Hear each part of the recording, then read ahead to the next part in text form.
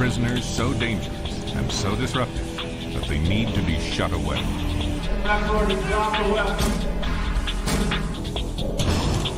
Shut away in a maximum security prison.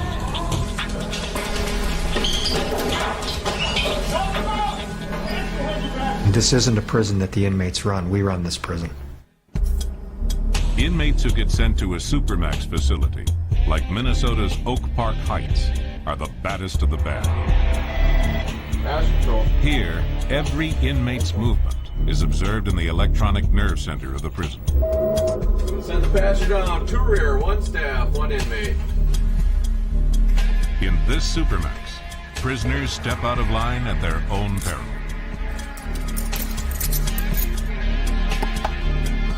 But they can be out of their cells from dawn to dusk if they agree to be rehabilitated. To us, it makes good sense to try to do everything we can to change the behavior that brought them here.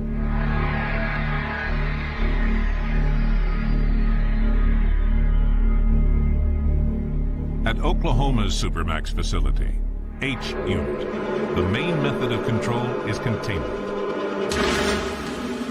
Prisoners live in a subterranean world, locked down in their cells 23 hours a day. As far as rehabilitation, I don't really do a whole lot of worrying with that. If he has a weapon, we'll use our electronic shield, which puts out 50,000 volts.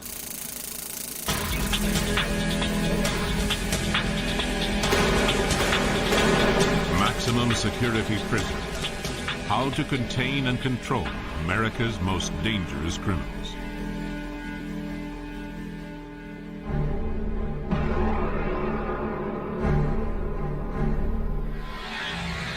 Oklahoma's answer was to open H Unit in 1991, located near the Midwest town of McAllister. No one's ever escaped from this institution. It is a multi-walled cement structured building. It's underground. There's a lot of dirt around the outside perimeter of it. Never say never, but it would be highly difficult for somebody to get out of H Unit. You are literally underground. You can see no trees, no grass. You can see no land horizons. You cannot see any sunsets. You cannot see any sunrises. You're buried alive in an underground cell, 23 and 24 hours a day.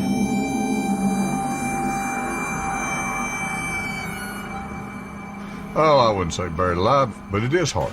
It's hard time. There's no way around that, but it's meant to be hard time.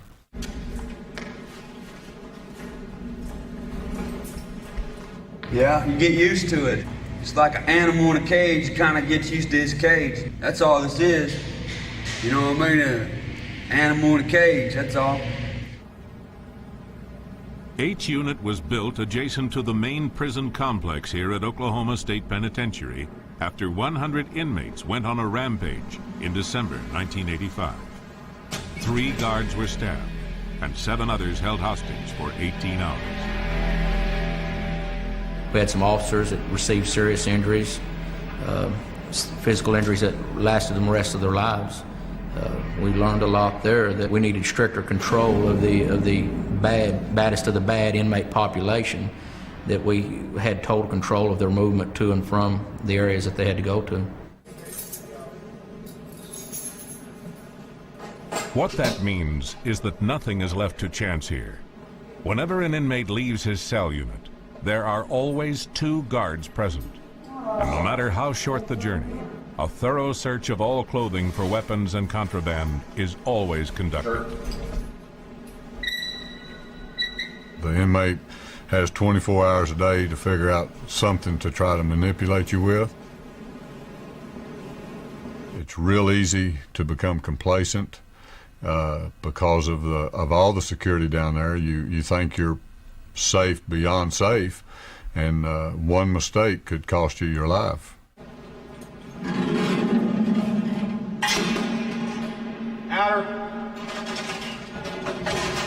It's virtually a non-contact unit for staff.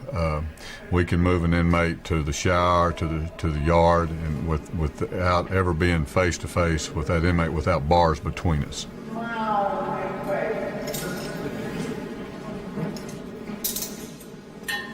Double murderer Teddy Wilkins has only a short distance to walk to the yard for his daily hour of exercise. But he's still restrained with handcuffs behind his back and leg irons on his ankles.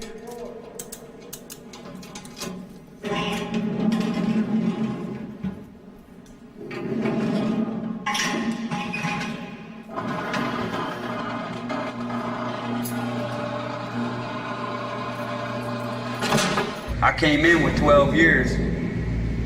You know, I caught all this time in the penitentiary, man. You know, so I didn't kill nobody on the streets. Teddy Wilkins was jailed for an armed holdup, but life on the inside can exact its own sentence. He's now serving 2 life terms and a further 60 years imprisonment for murdering 2 inmates at 2 different prisons. Self-defense. I had issue with another convict, and it went all the way. I'm not proud of it, I'm not happy about it, it's just something done. I don't regret it neither. I did what I felt I had to do. I'm not a kill freak or anything. In this Supermax, high security risk prisoners have no direct contact with any other person other than guards, ever. I think this whole solitary thing makes it worse, because when I went out of state and I was around people, I didn't know how to react to conversate with them. When they said something, I would take it wrong. We don't ask them to come here. With their misbehavior and management problems, they earn their way here. Danny. The most troublesome prisoners are housed in the administrative segregation unit. Here, cell counts are done up to 10 times a day. 3 of the 50 inmates are on suicide watches every 15 minutes. Let me do my count first. Some of these are very bad. We got guys over here that have killed their cell partners. When we do our daily counts, they are known to throw stuff on you. Urine, feces, mixture of both. It just depends. We got to make sure that there's nothing that's the individual can have in their hands or anything like that that can possibly cause harm to the officers on the run. They can make a weapon out of just about anything. They can take a tray. They're served a tray, it's a plastic tray. They can heat that up and then cut them a piece of plastic out of that tray in the shape of a knife, pointed tip on it. Take the plastic toothbrush, melt the end of it and get it hot, and then take the end out of a razor that they're allowed to have for shaving purposes. Take that little razor and insert it in that hot plastic tip of the toothbrush. Obviously that razor you can cut. It's real easy with that. There have been 6 stabbings and 1 cell murder during the past 2 years in H unit. A casualty rate the prison management says is not helped by budget pressures that force the majority of prisoners, unless they're in the segregation unit, to be double-celled.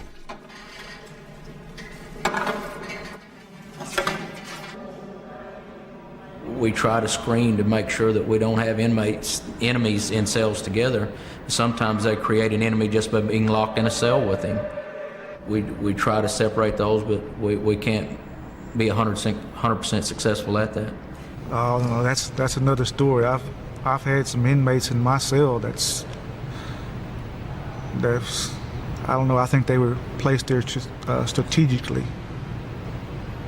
to maybe cause harm or to get me to go off on them or something.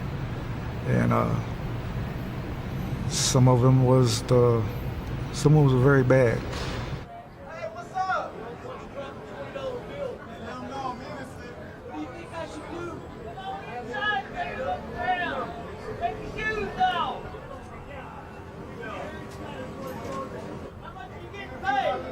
Johnny Tallbear, serving a life sentence without parole for murder, has just been released back to the general population of the prison after 3 years in H Unit. I describe H Unit as barbaric and heinous. It's a unit that should not have ever been built, not here anywhere in the United States of America. Life inside H Unit can be a living hell for those inmates who can't handle this level of control. Each unit has an electronic nerve center.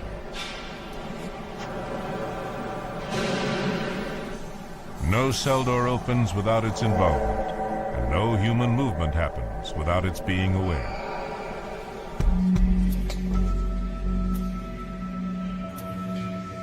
Despite the control in this prison, though, inmates still find their own ways to connect with each other. They even have their own sign language.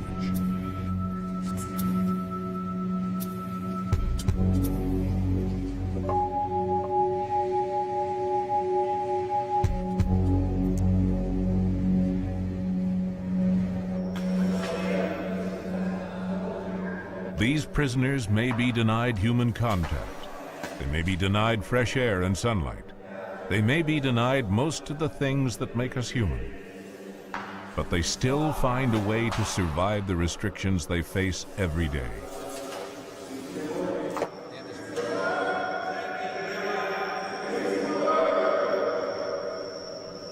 Despite the prisoners' ingenuity, H Unit does house Oklahoma's most dangerous prisoners, and they treat them accordingly. There is no way this Supermax prison's about to relax its hardline stance. They want this and they want that, and they're not going to get it. But it is tough. But it's meant to be tough. And they know that. The inmates refuse to cuff up. Let's get him against the wall again. Put him down on the ground.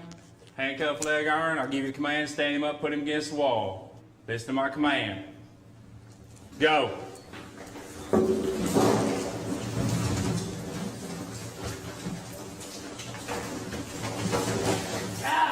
Get the cuffs on him. There are no second chances inside H Unit. You play by the rules, or you pay the price. And if inmates get violent, they attract the attention of the Correctional Emergency Response Team. Put him against the wall. If he has a weapon, we'll use our electronic shield, which puts out 50,000 volts. The shield man will enter that. We'll go to the cell door. We'll fire this off a couple times, let him see it. If he still doesn't comply with our orders, we'll enter the cell. Shield man will pin him, use this, and we'll take it from there. Security considerations dominate every facet of H Unit's operation. Any disruptive behavior is slammed hard. Anytime a prisoner leaves his cell block, he's in restraints. And in this prison, educational and job programming don't exist at all. Let them try to correct themselves instead of just throw them away and forget about them and lock them up in an underground cell. Give them some activities, give them some social activities, something where they can better themselves, schooling, some kind of education, some kind of work. They don't deserve a job if they're on H Unit. They've proven themselves to be management problems or some type of problem, and we do not want to have problem makers out down here. Prisons are not set up for rebuilding. They're set up to break you down, to keep you down, and to destroy that spirit in you so you'll just become almost non-existent. Terry Kinney, a former heroin addict, is in prison for 100 years and 1 day for his second armed holdup offense. Have I changed? Am I an armed robber or a drug addict today? No. And I haven't been for years now. But I still did something 20 years ago that a debt had to be paid for. Now, I might not like having to pay it. I don't want to pay it. And I think I'm ready to move on. But if they want me to do that 100 years in a day, I've got to do it. Terry Kinney's grim existence is lightened once a month when his parents and sister get to visit him here in the non-contact visiting area. His family is separated from him by a 2-inch thick bulletproof glass window and bars. I'll get you in a second. How you doing, son? All right. This is not good. This is alien. So have you been busy this morning?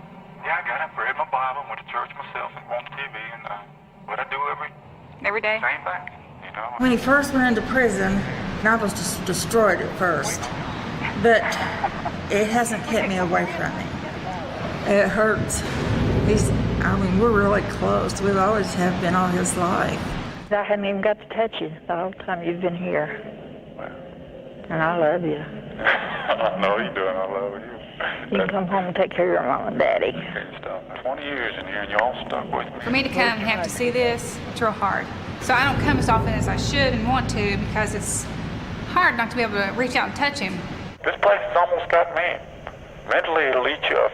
If you one minute, let your guard down in here. Mentally, it'll destroy you.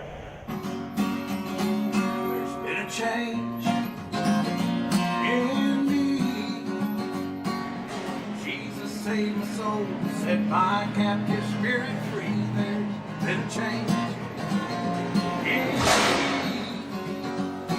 me. This world can't understand. These prisoners, who ask that their faces not be shown, don't get to have family visits. They can, however, get a special privilege here in H Unit if they are one of its 147 prisoners awaiting execution on death row. They get to go to church. But this is no ordinary church. The preacher's separated from his flock by bars. I heard a word yesterday morning talking about the Lord accepting the good and the bad, and I thought, boy, I'm glad he accepted the bad. He accepts the good, bad, and the ugly, don't he? Amen. I've got a peace in my heart. It's hard. We do services in other prisons and in other parts of this prison where we have contact and we're able to fellowship more like in a regular service. And it's hard. And of course they're handcuffed and they're chained. And there's a constant, of course, reminder that it's like it is. Oh, there's a word from the Lord, when I get still enough to hear it, that'll take me through the coldest, darkest night. Yeah, I'm in here for a capital murder charge, first-degree murder, and I'm in here sentenced to death. That everything's gonna be all right. I'm here for a murder, and I was sentenced to death from Oklahoma County in Oklahoma City. Shout to the Lord, all the earth, let him sing. Power and majesty, praise to our King. John Hooker, sentenced to death for a murder he committed during a bank holdup, has been on death row now for 5 years as he fights for his life through the appeals process. His execution date is yet to be set. Hey, Hooker. Yeah. Let me get a book on the Declaration of Independence. Okay. I'd like to check that out. Alrighty. He's one of only 2 inmates on death row allowed out of his cell every day to work here in the law library. You're welcome. Trained as a paralegal, he assists fellow inmates facing execution to prepare their appeals 2 weeks before their court appearances. In Oklahoma, every execution always occurs at 2 minutes past midnight. That fate is never far from John Hooker's mind. My cell partner, the guy that I lived with for 5 years, was executed. And I had never felt that pain before. And I've had other guys executed that I knew, but I wasn't as personally connected to them as I was with John Castro. While John Hooker was working, John Castro was moved to a holding cell 60 days before his execution. Hooker never got to say goodbye. It was hard, you know, just knowing where he was going, and knowing that he would have to sit off in that place for 60 days, looking at his demise. You know, for 60 days, you sit in that little room there now. Damn, man, just count down the days until you die, you know. I certainly face that. Being where I am, I do face that. John Hooker discovered a farewell message awaiting him when he returned to his cell the day John Castro was moved. When I went in from work that evening, he had drawn a little, had a little drawing on the wall as a little Indian, and he was peeking from above a wall, and he had a little teardrop in his eye, and under the bottom he had written, "Goodbye, old friend." Yeah, that was kind of touching.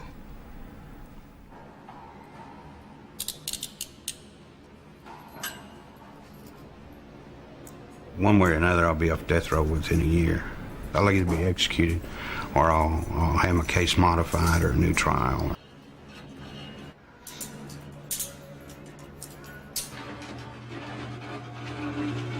Jim Hale, a former oil field worker, was involved in a bank heist that went murderously wrong. He didn't pull the trigger, but received the death penalty for being an accessory to murder. After 15 years on death row, he's reconciled to his fate. I've seen executions take place. I mean, I've not physically been there, but I mean, I've seen the guys leave the unit. So it's just one of those things that it's reality. So you have to deal with it. Jim Hale also has a privileged job working here as a paralegal in the law library. Okay, now this we're appealing whenever we filed that application for your freedom of information that the FBI withheld when you went to trial. Guys on death row have pretty much just resigned to the fact that this is where we're going to be until something happens. So I'm at the end of the road, in effect. It's just something that's there. I mean, you don't need to discuss it. On the night of each execution, the condemned man walks his final walk.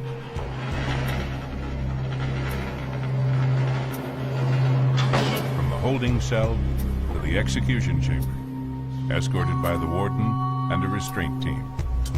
It's not a natural thing to do, you know, and but it's the law, and I've to be able to have the job I've got and the responsibilities got, it's something I have to do.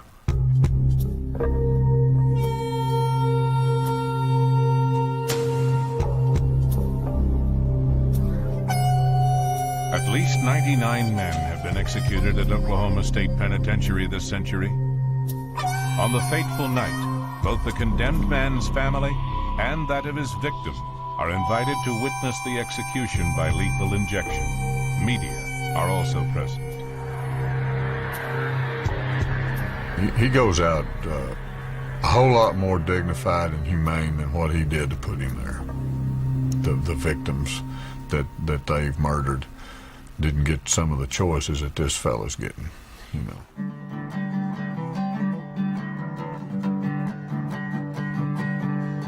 Children laughing in a land far away, in a land where there's a difference between night and day. Buried alive, in a few more days, they'll bury me dead. Ron Williamson's free now, after enduring 12 years in H Unit as an innocent man. 9 of those years were on death row, where he escaped execution by just 5 days. I had been to an execution meeting where the warden was getting ready to ask me where I wanted my body sent to, and that was an eerie feeling. The years behind bars took their toll. Williamson dropped 90 pounds in weight while he was in H Unit. The former Yankees baseball pitcher was wrongly convicted of murdering a 21-year-old woman, Deborah Carter, in the small Oklahoma town of Ada on December 7th, 1982. I never murdered Deborah Carter. I never murdered her. Williamson's lawyer, Mark Barrett, forced the reopening of the case with the help of Barry Scheck, a former O.J. Simpson attorney and founder of the Innocence Project. They proved with DNA evidence that Williamson was never at the scene of the crime. When you guys came in there and told me that the DNA had come back negative and that I was no longer that character that they had portrayed me as for 12 years, I was extremely happy. What did you do? I cried. I was so happy. Tears of joy. Just, it was the most poignant I've felt in my entire life. Surviving 9 years on H Unit's death row has scarred Ron Williamson deeply.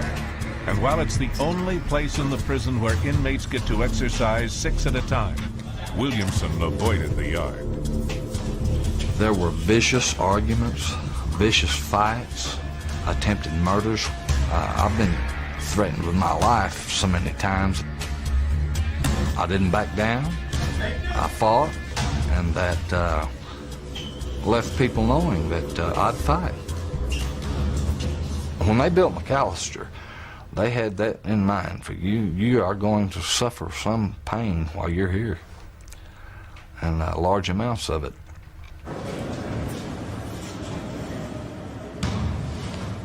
That facility functioned for Ron Williamson as mental torture, and I suspect it does to many other people.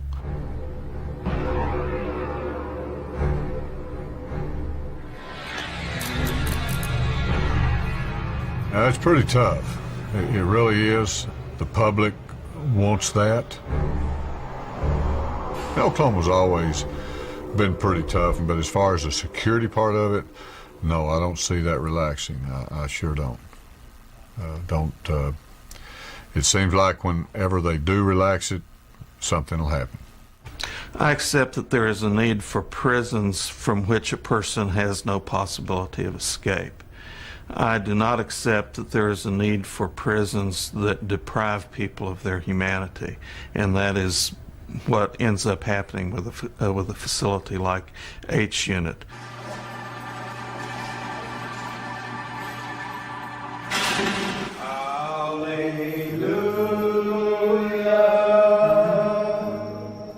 There are no second chances in H Unit. This super maximum security prison isn't about to soften its hardline attitude to penal control. In Oklahoma, H Unit is real hard power.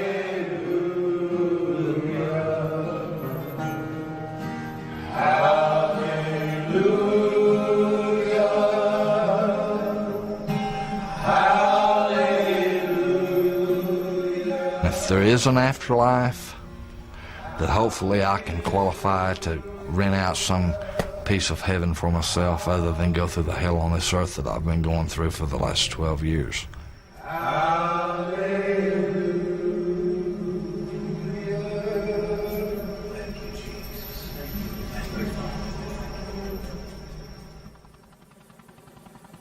Snuggled into the lush prairie grass near Stillwater, Minnesota, lies another Supermax prison. Separated by 700 miles and a huge chasm in operating philosophy. The contrast between Minnesota's Oak Park Heights and Oklahoma's H Unit couldn't be greater. This place was built on a foundational belief that if a person comes to prison and truly wants to make a change in their life, that we have to give them an opportunity to do that, and why wouldn't we? The people that are here are not here for singing too loud in the choir. They are here for very violent offenses. Over 60% have committed murder. 80 to 100 of our inmates have 30 years before they get their first hearing. That's why these places can be very dangerous to work in. That's why you have to do different kinds of things to try to get those thoughts out of people's minds and have them look forward to something positive every day.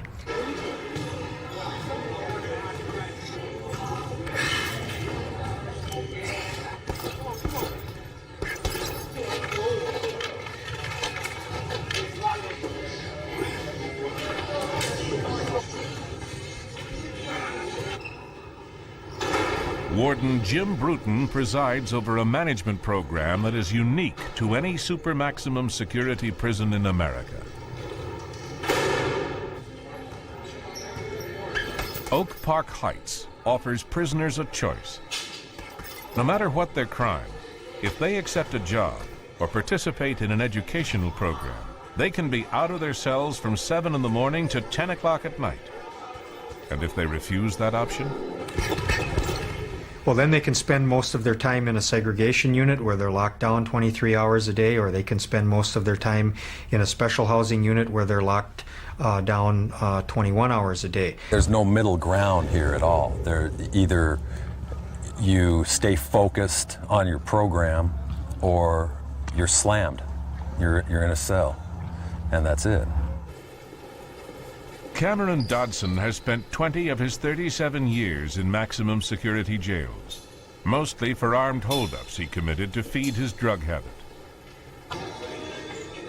Dodson knows only too well the brutal reality of life inside. When I very first went to the penitentiary, I had a problem. There was another convict. I was 17 years old, and he was looking at me, you know, kind of weird. Fearing a sexual attack, Cameron Dodson approached the leaders of Aryan Brotherhood, the white supremacist gang that dominated inmates' lives at Washington State's Walla Walla prison. They gave the novice prisoner a butcher knife and a choice. To either kill the dude or be a punk. Meaning either kill him or be a sissy or something, you know. And so I stabbed the guy right in front of the tower, you know. He survived, yeah. But he never looked at me crazy again. Cameron Dodson eventually fell out with the Aryan Brotherhood over a drug deal that went sour. But here at Oak Park Heights, drugs aren't driving his life, education is. That's it. I'm almost done with my AA, and I'm setting up a bachelor's program right now. I'm going to major in political science with a pre-law emphasis, and then I'm going to go to law school when I get out. Maybe that education, maybe the literacy programming that the individual's involved in, or that college degree will prevent them from committing a crime on the outside. The prisoners who have taken the option to study get to walk unescorted to their classes. Their freedom of movement, however, does come at a price. They are pat-searched and scanned by metal detectors whenever they leave one unit for another. We're always on the lookout for weapons and contraband. There really is no other way to detect contraband than by scans, body searches, metal detector use. It helps keep the neighborhood safe. This could be any college library. It's not, though. These students are the toughest and most dangerous criminals in Minnesota. Yet they want for nothing here at Oak Park Heights. All the best-selling books and magazines are available, along with a selection of over 2,000 videos.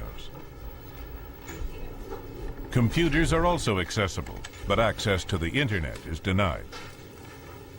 I'll check this out. Sure. Librarian Sandy Vadnais has a body alarm she can activate if her safety is threatened. A SWAT team will arrive within seconds, but Sandy's never had to push the button. We have less trouble every day than a typical high school class. We have not had a major incident in the education unit in 13 years. So these are traditional Native American symbols, right? Okay. Yeah, I still got to put some more color. But you realize how modern that looks, don't you? Bernie Marks has been teaching art at Oak Park Heights now for 10 years. There's no guard in sight. It's a question of trust, really.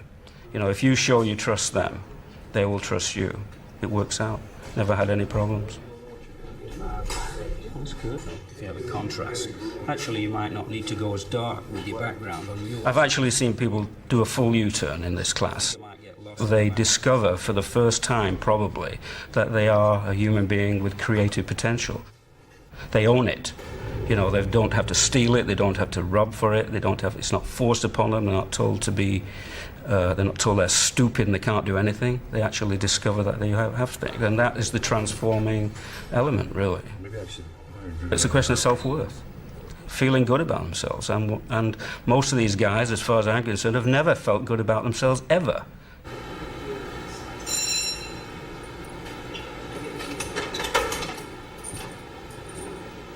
At Oak Park Heights, unlike H Unit, high-risk prisoners like Keith Groove still get out of their cells to work, so long as they behave.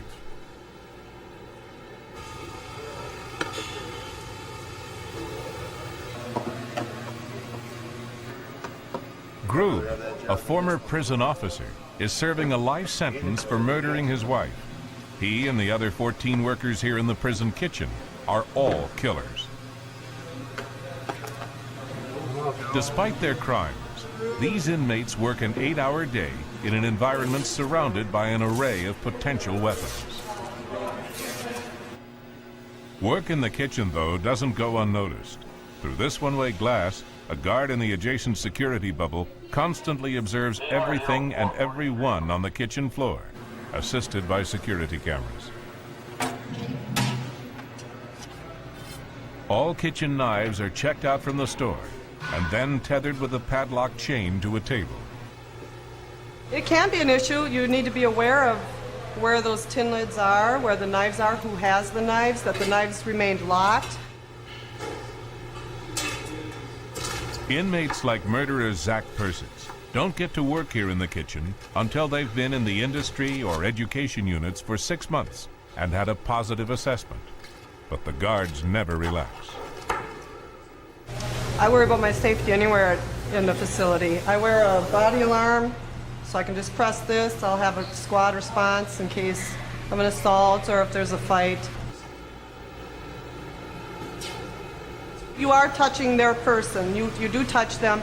They will try sexual innuendos to see if you'll bite, and you just have to remain firm, fair, and consistent with them and with the whole general population. And this isn't a prison that the inmates run. We run this prison.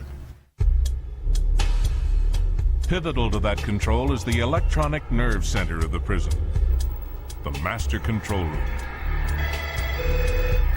Master control. Rear please, J1, hold speed. 10-4. Secure the front open to rear. I'm going to send the passenger down to rear, 1 staff, 1 inmate. 10-4. All movement is observed here from the security cameras that sweep every inch of the prison.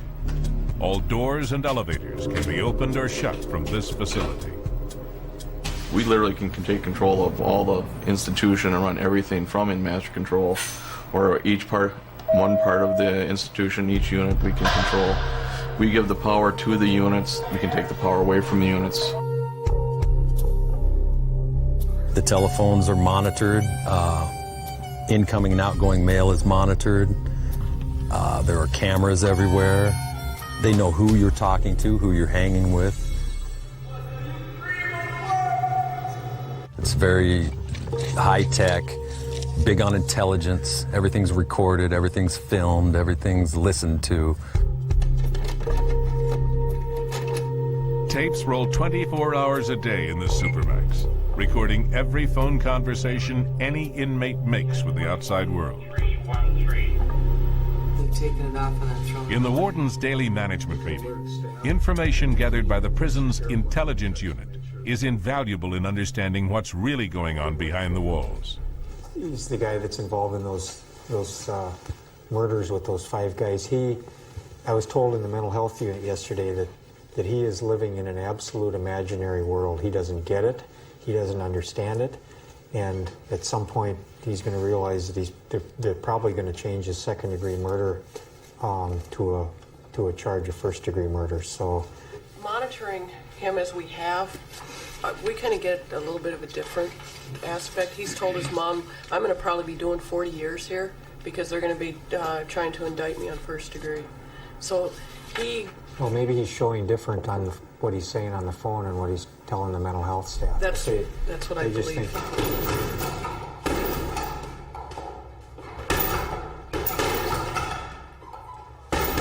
There's room for a potential violent outcome here. But it seems like the minute something occurs, they're there so quick. It's almost like you would stop and say to yourself, this cell is bugged. You know what I'm saying? That's what crosses your mind. You know, I mean, if you fart in here, before the smell get out the room, the administration know you broke wind. Walter Anderson, a former Golden Gloves boxer in the super heavyweight class, is serving out a 40-year sentence for cocaine importation. I did good. I made a lot of money. I'd say a few mil. Walter Anderson was Colombian drug boss Pablo Escobar's main man in America. When Anderson was finally arrested in 1991 after 5 years on the run, $3 million worth of his property and assets were confiscated. Walter Anderson has spent most of his life in and out of jail. He belonged to a Harlem street gang at 11. It didn't take long to be influenced by what he saw around him on the hard streets of Harlem. I've always been fascinated with the drug life. When I was a kid, I washed one of the biggest drug dealers in New York City's car. I used to hang out on 116th Street, and he pulled his car up one day, and I washed his car. And I saw what he had and knew how he gotten it. And it impressed me right there. By 13, Anderson had already been questioned for a murder. The street gang he was in was subcontracted by the mafia. We went from just selling drugs on the street corner to kidnapping rival drug dealers, extorting rival drug dealers, murder for hire, you know, and we had a good name for ourselves. At Oak Park Heights, Anderson has fallen foul of the rigid rules that drive life in the Supermax prison. He's locked down 21 hours of every day now in the special housing unit after losing his privileged job working in the kitchen. You know what happened? I would go back to the unit to call my attorney, to call the stockbroker, stuff like that, every day at a certain time, like at 10 o'clock. Then what would end up happening was I would basically forget to punch out. Then sometimes when they checked my cards, they saw that there was times where I would go to the foreman and say something, and he would write it in and correct it, and there was times I didn't. Then I did. Not that Walter Anderson's complaining too much. In all honesty, since I've been over there, I kind of like this. I exercise in the morning, I go to the yard, I run, I come back, we go to the gym, come back, take a shower, and I ain't got to work. If I was good at working, I would never came to jail in the first place. You know, I'm an equal opportunist, an entrepreneur, and this makes it difficult. So I'm not all that hopped up about working, but like I say, I go along with the program.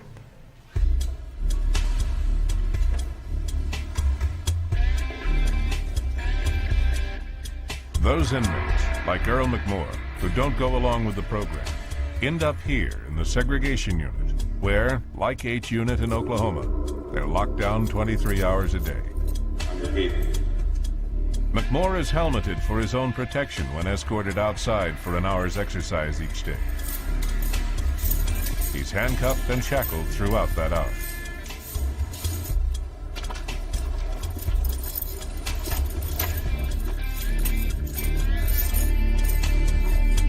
Prisoners can work their way out of the segregation unit to a less restricted security status with good behavior. Good behavior will get you good rewards. Bad behavior will be severe penalties.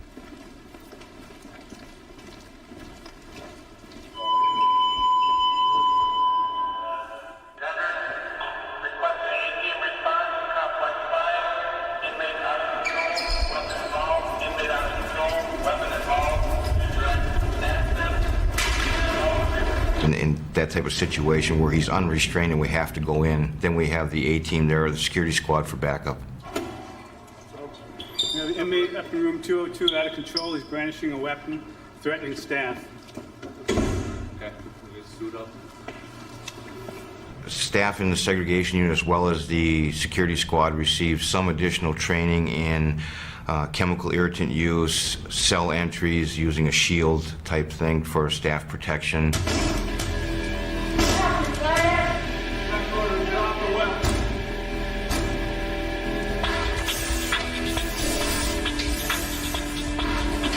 The security squad uses a capsicum spray to contain disruptive prisoners.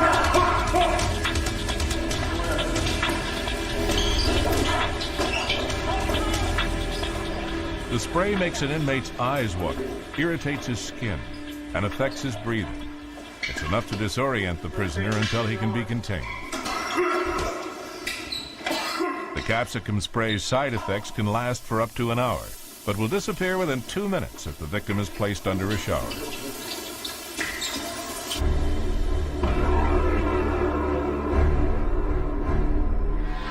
Oak Park Heights is no candy-coated Alcatraz.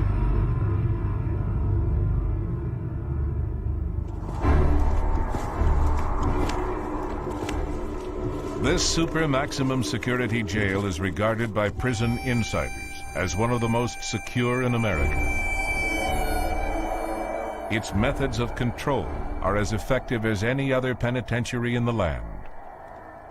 It may offer inmates the opportunity to improve themselves, but it's still hard time. There's nothing cool about being in jail for the rest of your life. It's nothing cool about me sitting here giving you this interview from a penitentiary. This ain't cool to me.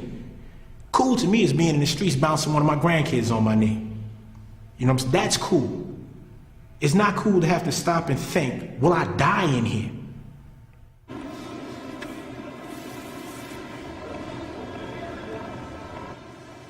Here, prisoners may get to work.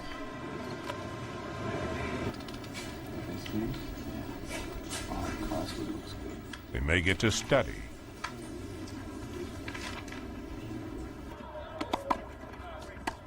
They may get to play. But they play by the rules, or else. Yes, we are given those choices, and I think choices are things that we need for a healthier relationship with ourselves and with the people around us.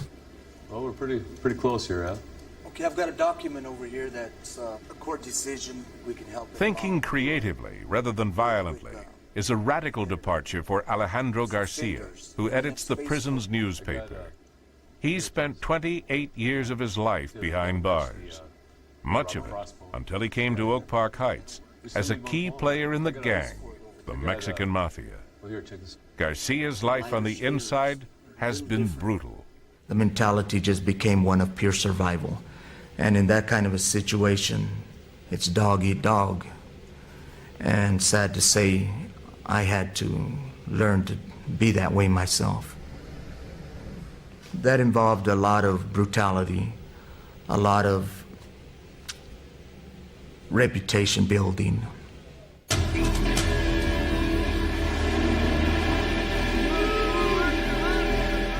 Garcia was one of 4 ringleaders behind the brutal Santa Fe prison riot in New Mexico in 1980.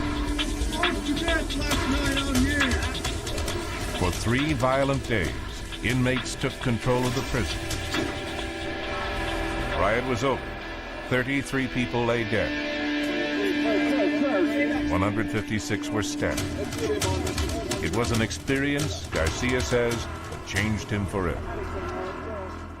I'd had enough of that kind of lifestyle, that my giving somebody an order or my giving my influences towards it, the killing of somebody, was not who I really was and who I really wanted to be in life. And I didn't want to spend the rest of my life in a cage. The pen now challenges Alejandro Garcia more than the sword. Studying for a bachelor's degree, he believes the programming available at Oak Park Heights has been critical in reinforcing a positive attitude in himself and towards others. But you know what you did. You know, you have to make amends for it inside of yourself. You have to find that person that you really want to be, that person that you really are capable of being, and bring that person out.